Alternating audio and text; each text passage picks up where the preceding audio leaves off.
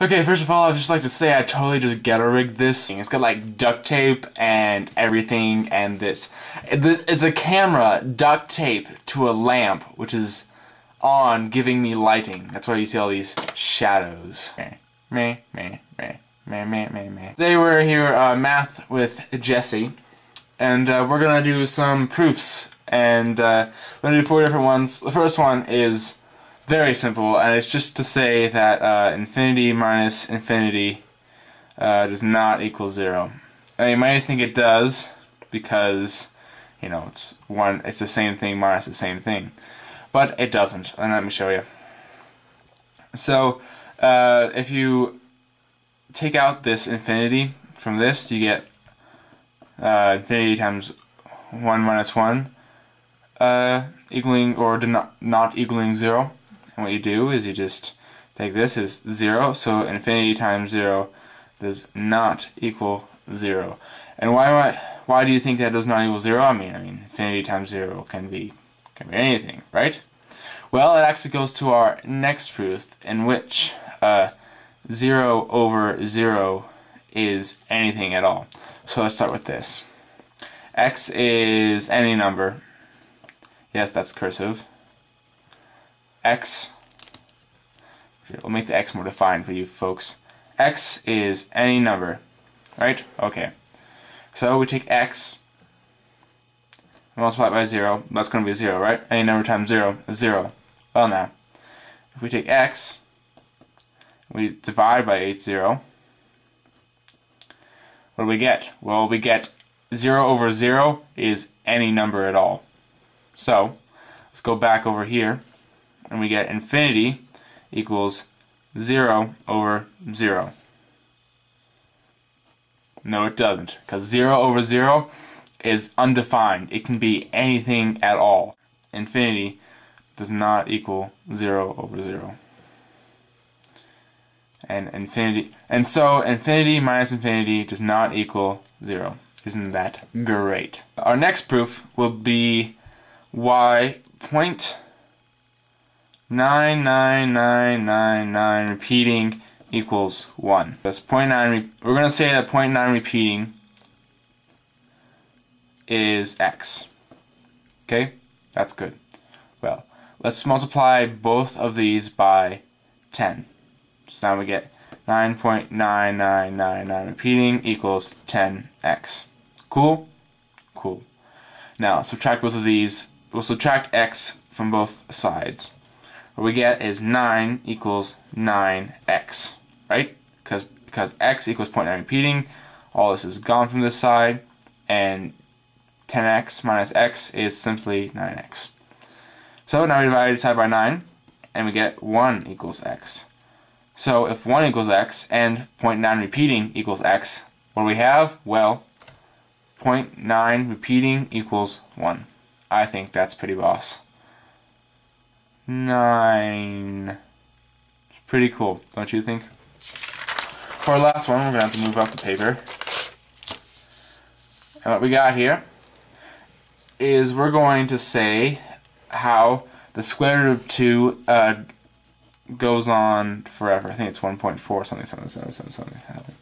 But we just want to prove that the square root of 2 in decimal form is non-terminating, that the decimal goes on forever. Okay, that's how we do it. I hope you would agree with me that the definition of a terminating decimal is a decimal that can be represented as a over b, such as 1/2, which is, you know, 0.5. Easy enough. Now, some decimals can be represented, such as 1/3. It is an integer over an integer, but it's non-repeating, so it's 0.2333333, going on and on forever. If your decimal terminates, it can be represented by a over b. Sometimes you'll have a non-terminating decimal that can be represented by a over b, such as 0.1 repeating is represented by 9.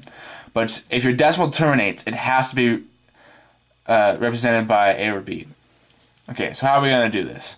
We're going to use something called proof by contradiction. We're going to say that the square root of 2 equals a over b.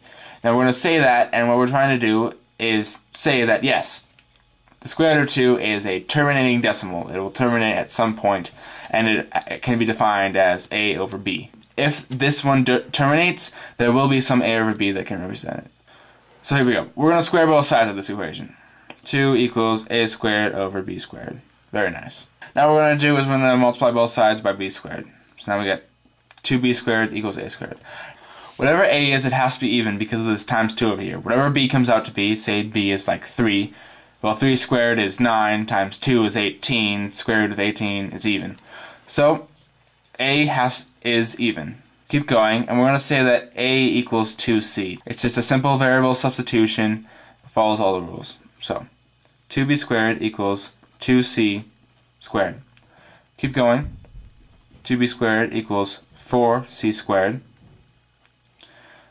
Now we divide each side by 2. We get b squared equals 2c squared. Now look at this. It's kind of the same as what we have here, but now it's flip-flopped. And we can deduce that b is even because of this 2, which makes it so. Now, if a is even and b is even in this case, every single fraction will have an even over an even to represent it. And this is a little weird here because say we thought that the square root of 2 equals 10 over 14. Well, that can simplify down into, as any even number over an even number can, into 5 over 12. But now look at this. 5 is not even. We can't ever have a reduced fraction a over b where both a and b are even, so we know that the square root of 2 cannot be represented by a over b, and so is a non-terminating decimal. Now you gotta be careful when you use proof of contradiction because sometimes there's more than one option for whatever it is. In this case, there is only one option. The decimal either terminates or does not terminate. But you gotta be careful when you're doing that because sometimes there's like a third option or something. But these are my proofs. I didn't make up them, but I think they're pretty cool. Why square root of 2 is non-terminating. Why infinity minus infinity does not equal 0.